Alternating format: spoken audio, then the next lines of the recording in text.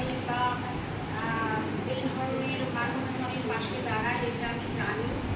অনেক প্রোগ্রামে আমাকে বলে সবসময় আমি দেখতে থাকতে পারি না, নানা ঝামেলা, আমরা অফিসের কর্মচারী তো আমাদের প্রচুর অসুবিধার মধ্যে দিয়ে চলতে হয়।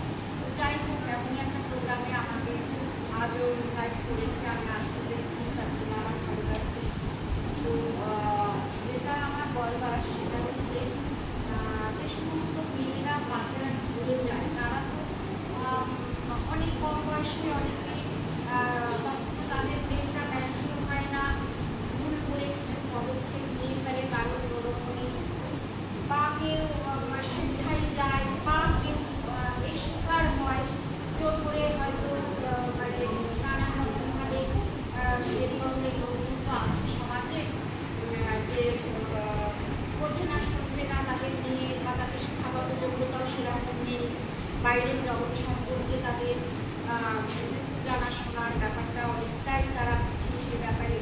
তো সেই কারণে তারা তাদের বিশ্বাস করে তাদের হাত ধরে হয়তো ভালো থাকবো, ভালো করবো, ভালো খাবো, ভালো সব কিছু করবো এই আশায় হয়তো তারা বের হয়। কিন্তু যখন তারা জায়গায় পৌঁছে তখন তাদের মানে চোখে আর মানে কিছু থাকে না, যে কোথায় এগোবো, কোথায় পিছবো, কোথায় কী করবো, তারা দিশাহারা হয়ে যায়। কিন্তু তবু কারো না কারো সাহায্যে বা কারো না কারো উদ্যোগে, কারো না কারো চেষ্টায় সেই সব মেয়েরা হয়তো ফিরে আসে। কিন্তু ফিরে আসার পর তাদের যন্ত্রণাটা আরও বেড়ে যায়, কারণ তাদেরকে সমাজে স্থান দেওয়া হয় না যে তারা এখন প্রাপ্ত। কিন্তু এটা ভাবে তো হবে না, একটা মানুষের বাঁচার অধিকার আছে, সব কিছুর অধিকার আছে, মেয়েদের এগিয়ে যেতে হবে। আমরা এত মুখে বড় বড় কথা বলছি, মেয়েরা এই করতে পারে, মেয়েরা ওই করতে পারে, মেয়েদের জন্য সব রাস্তা খোলা, মেয়েদের এই আইন আছে, এই আইন আছে, এই আছে, অনেক কিছু বলি।